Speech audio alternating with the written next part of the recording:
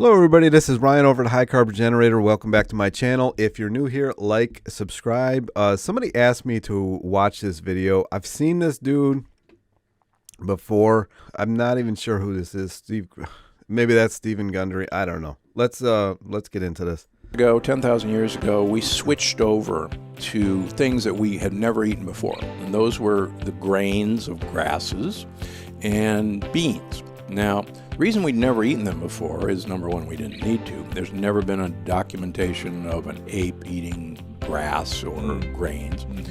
Beans are so lethal that 5 raw kidney beans will kill a human being in 5 minutes by coagulating their blood. Is that true? I don't know. I don't know about that. I mean, I don't know anybody who does it, but I know people who sprout this stuff and they're still alive. I don't know who this is. With you and me and what we conceive of our bodies, but it turns out that 90% of all the cells that make you and me are actually non-human cells. This is a really good book, Think and Grow Rich by Napoleon Hill. They're bacteria, viruses, funguses, worms that live in us and on us. Wow. And the shocking thing is that 99% of all the genes that make up you and me are non-human genes. What are they? They're bacterial and viral genes. And what we've completely missed from the human gene... I feel like I'm watching two pilots here. I don't know. I feel like they should be flying a plane. They're facing the wrong direction, though. Genome Project is that we have actually very few genes, and our genes are about 99% the same as a chimp or a gorilla. And we're very different than chimps or gorillas, and yet we have virtually the same genes. What makes us different is actually the bacteria and viruses that live in us. We have different bacteria and viruses. And you can actually show when humans evolved from the other great apes that our bacteria actually changed, and we can actually identify that point in time. So maybe this is about the microbiome? I don't know. That the bacteria made us rather than our genes made us. So the bacteria's made us human, or bacteria made us... Yeah, they actually, as shocking as it may seem, most of what happens to us is determined by the state and the variation of our bacteria, primarily in our gut. Give you an example. You can take... This is starting to sound like that one book that I reviewed. Man, what's the name of it? I forget what the name. I'll think about the name of it. A bowel movement from an obese individual and feed it to a skinny rat. Skinny rats love to eat poop. Right. And those skinny rats will become fat. Really? Because the bacteria have actually manipulated their feeding habits. That's going to drive me nuts. What is the name of that book? I gotta. Oh, Fiber Fueled. That's the name of the book. Fiber Fueled by Will. I don't know how to pronounce that last name. Looks like a Polish name to me. They actually send text messages to the brain to go look for foods that they would not otherwise consume that those bacteria want. And we can actually, there was a cool study in a marathon runner. You're a great athlete. So there's a woman marathon runner in England a couple of years ago who developed a very... Yeah, I know Cleveland Clinic is actually working on doing this now. I think they're in a trial, or you can sign up to be part of the trial. I don't know the exact specifics. Very severe. Where they take fecal matter from a skinny person and they put it in fat people, and it's like this miracle, you know, like you're not fat anymore. Infection in their colon called C. difficile. A lot of people have heard of it. Okay. And the modern treatment of this now is a fecal transplant. taking poop from somebody else and shoving it up your ass. Wow. And you try to get a fecal transplant from a family member because, believe it or not, family members tend to share their bacteria. I share a lot of bacteria with my dogs, and they share with me. So they found a cousin who was a good match for her, and she got the fecal transplant, and everything went well. Her C. difficile went away. We can go into why that happened. But in the next year, this marathon runner gained 32 pounds. Wow. Without changing anything. And it turns out her cousin, was actually about 32 pounds overweight. And so, That's insane. so she was inoculated with obesogenic bacteria. And her bacteria, these little, one-cell organisms, controlled her behavior. Wow. Now, think about this. So it made her more hungry or desirable certain foods. Yeah, exactly. So she changed the way she was eating because she was triggered in a Being different way. manipulated. Wow. Being manipulated. Wow. It's kind of like when you're, I love candy and sweets. I've never been drunk and I don't drink, but my vice is like I could eat cakes and candy and brownies all day long. See, but that's highly fatty. So everybody calls that sweet. I guess, there's sugar in it, but there's more fat in that than there is sugar. If I choose to. And then when I go off of it, it's hard because I just want to keep going back to it, right? Yeah. Until I change the habit fully, and then I'm like, I don't need it anymore. Right. But it takes that time to kind of transition out of it, right? Yeah. I have this book too, that huge Schwarzenegger book, but unfortunately it got damaged in a. These are very addictive foods, and they're addictive because what happens is like simple sugars, like in candies and cakes, and saturated fats, like on the icing and the coating on the donut and all. Oh, it's so good. Used to love them. And so these things actually, the obesogenic bacteria can actually live on them. They love it. They love simple sugars. They love saturated fats. And they go, yeah, give me more.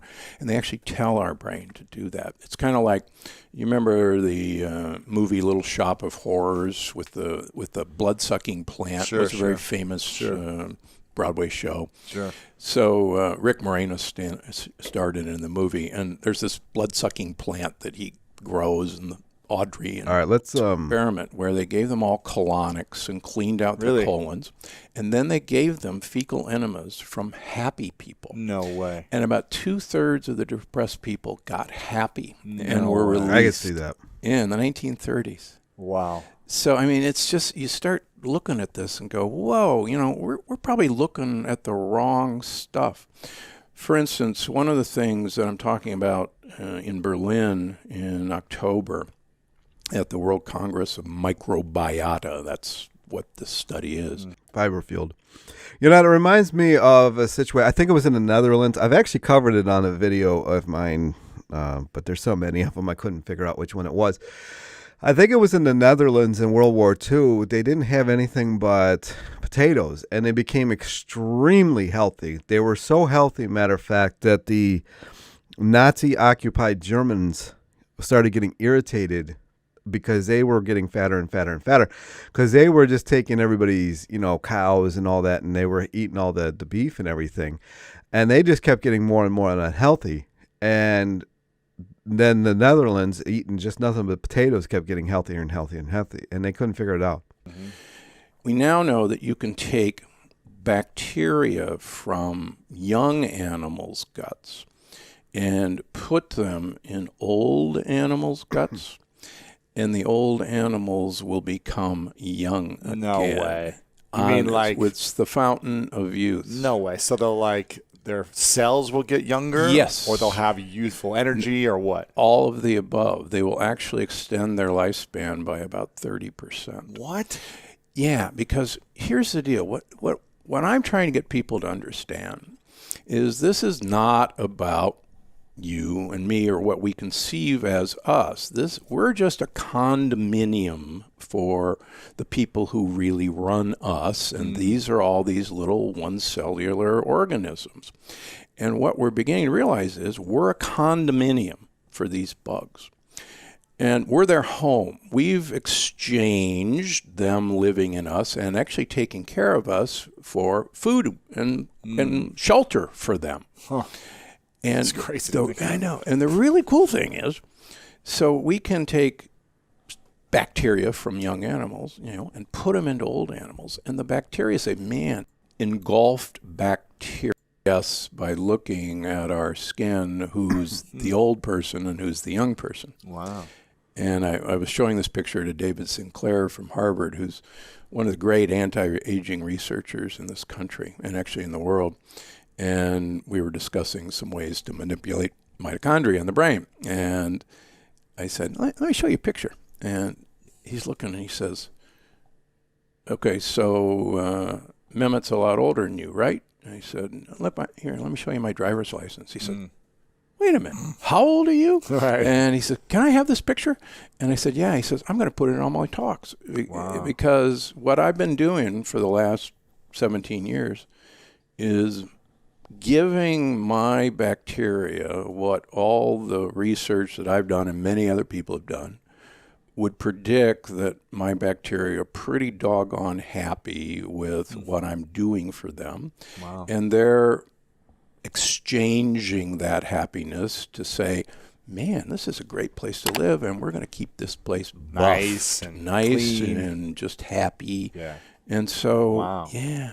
And so you lived in a blue zone, is that right? In Loma Linda? Yeah, Loma Linda is a blue zone. That's correct. So, but when I was living in that blue zone, I was eating a low-fat vegetarian diet. I was running 30 miles a week. I was one of these Clydesdale runners. I weighed 70 pounds more than I do now. Really? Yeah, I was a Clydesdale. There's a lot of unhealthy people in blue zones, too. Oh, yeah. And they have the vegans that just are overweight, and you're like, how are you Uh-oh. Here we go. this overweight? Yeah, well, it actually is because you're giving your bacteria the wrong stuff. And that's really part of the plant paradox. The plant paradox is that there's certain plants that absolutely positively do not want us to eat them at all, in any circumstance. Under any Whether circumstance. you cook them or chop them or slice them or skin them, doesn't matter. They were here first, and they had it really great before animals arrived because nobody wanted to eat them. And my research at Yale was in human evolutionary biology, so plants have the same evolutionary drive as animals. They want to grow, and they want to have babies, seeds. They want to protect themselves. And they want to protect themselves. They don't want to die. Exactly. Right. So when animals arrived, they had a problem because animals can run, they can hide, they can fight, but plants are This is actually more interesting than I thought it was going to be. I just hope they don't hit me up with a copyright. stuck. But plants are chemists of incredible ability. So they can turn sunlight into matter, like around your wall here. Wow. And so what they use is chemical warfare to actually Defend themselves. And to even make animals do You know, it's weird because Bunker Life has talked about this too. their bidding. Because, for instance, just throw out For those who don't know who Bunker Life is, it's Freely's. That's what I call her now because she calls everything Bunker Life that isn't fruits. an example. Most plants want you to eat their fruits because the fruit contains seed to go reseed them. Yeah. So you'll eat their fruit. The seeds in the fruits are inedible, and you'll either spit them out, or if you swallow them, they'll survive going through your intestines, and you'll poop them out someplace else. Fertilized. And fertilized. It's perfect. Yeah. And they're away from mom and dad. So, for instance, if an apple, falls underneath the apple tree, that poor kid doesn't have much of a chance because mom or dad is going to shade them the next year. But if it gets carried off, even 100 feet away, and then it gets dropped, the plant does this on purpose. Crazy. And in fact, you and I love fruit because you and I were designed to eat fruit once a year in the summer to gain weight for the winter. So it was a really good trade-off between, for instance, great apes and plant. To gain weight, huh? I mean, most people who eat nothing but fruit lose weight. But the fascinating thing is manufacturers, food chemists know this, and And what if you live in the tropics like we're supposed to? You'd have fruit year-round. We are drawn with color vision, and only animals that are fruit predators actually have color vision, because you want to know when the fruit is ripe, when it has the highest sugar content. Right. And the plant wants you to know when it's ripe, because that's when the seed finally has an impenetrable shell. And it doesn't want you to eat it before that time. So it tells you, okay, now's the time. Shiniest object, it's time to eat it. Yeah. So what colors does it use? In general, it uses reds and oranges and yellows to denote ripeness. So the next time you're going down the snack aisles looking for all the great munchy stuff, you'll be shocked that most of the companies use... I mean, you can, that one, just thinking about going down the chip aisle, everybody uses the exact same colors. Oranges, reds, yellows to get your attention. Except for when you see blue bags, I'm like, that just doesn't even make sense. Because it goes direct into the deep center of your brain and says, ooh, that color means I should eat it. I'm going to get a lot of calories, and I'm going to be the big winner for the winter. Wow. Yeah. But if you're doing that every day Big for many years mistake. in a row, yes, you're always storing fat for the winter. That's exactly right. And that's part of the plant paradox. Yeah. Now, that goes completely against what that doctor that I covered about the, I can't think of anything, about the vitamin D. He said that the more vitamin D you have, the more you lose, because vitamin D signals the body to go into hibernation mode if you don't have a lot. Yeah. Is that once upon a time, we only had fruit in a very limited time period. Now we have it accessible all the time. There were no 747s bringing blueberries to Costco in February. They just weren't. So one of the weird things about our computer program is, like Tony Robbins is always fun to say, we run version 1.0 of our operating system. We've never had an upgrade. And the same goes to the foods and the plants and the fruit we eat. So we were supposed to eat fruit once a year. And when we were eating fruit, But that doesn't make sense. If you live in the tropics, that's all you'd have to eat. our brain says, oh my gosh, it's summer. Winter is right around the corner. We should eat this stuff because winter's a tough time, whether it's dry season, a rainy season, a cold season. And we better store up fat. Just like a bear. Bear's eating all those blueberries and huckleberries, and they're... Yeah, but I mean, it's also eating all the salmon and everything else that's going to make you fat. Storing fat for the winter. Right. So if you're eating blueberries at Costco in February that came from Chile, your operating system doesn't know it's February. It says, heck, it's August, and winter's right around the corner, so I better eat some more of this stuff. And this is one of the things that's happening to us in particularly American society, but now most of the Western countries. Yeah. We're eating things that we have no business eating Really? 365 days a year. And most of us are just getting ready for the winter that never comes. Especially if you live in L.A. Yeah. It's never getting cold. Yeah, never comes. You don't need to store that fat. You really don't.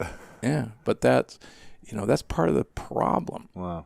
So, what are the main plants that we should never be eating then? Okay, real quick. I think I'm going to call it after this.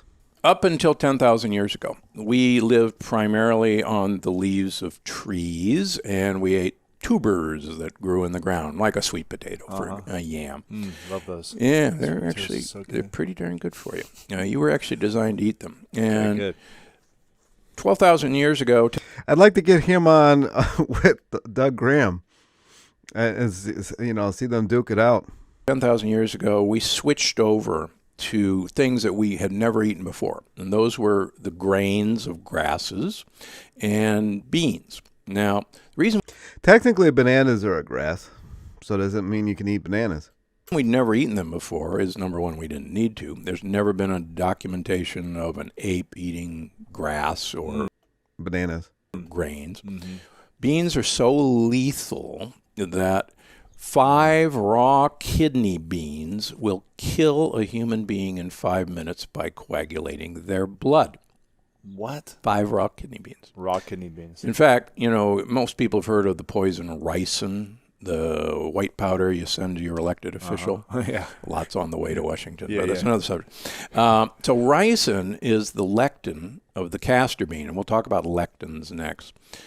A lectin is the plant defense system. These are proteins that are designed It's kind of funny because lectins are in a lot of processed food. to basically kill us in one way or another. Gosh. And so ricin is so powerful that about 4 molecules of ricin will kill a human being instantaneously. There's a great study that was written up in one of the journals about a few years ago. They decided to have a healthy eating day in Boston. Yeah. And they served the kids beans. And because it's so healthy. Right. Part of the blue zone. Yes. And they had... I've seen this ricin on labels before, isn't it? Ideas. Is that how you spell it? Plural for rici. Maybe not. Maybe I'm wrong. 30 or 40 admissions to the hospital. No way. With severe diarrhea, hypotension, and it turns This guy really seems kind of fake to me. But who am I? out that it was all the fact that the beans were undercooked. And beans are a plant baby, and we're not supposed to eat those. And so No beans. no beans. 0 beans. Unless you use Pinto a pressure. black Yeah, beans. Pinto black. None of it. We shouldn't be eating it. Shouldn't be in it. You weren't designed to eat it. You have Not- no defense no system matter how it's against cooked, it. If you pressure boiled. cook it, it's fine. Pressure cook it. What does Yeah. that even mean? Put it in a pressure cooker. Pressure the cooker. modern pressure cooker is as easy as a rice cooker. Got it. It's one touch. It's not your grandmother's Instant Pot. pressure Got it. cooker that blew up in the kitchen. And So then it's okay to eat. yeah, so you can pressure cook beans. Now, the other thing, we weren't designed to eat grains. Now, And just a quick question before you start there. How much of it can we eat? Doesn't matter once it's pressure cooked?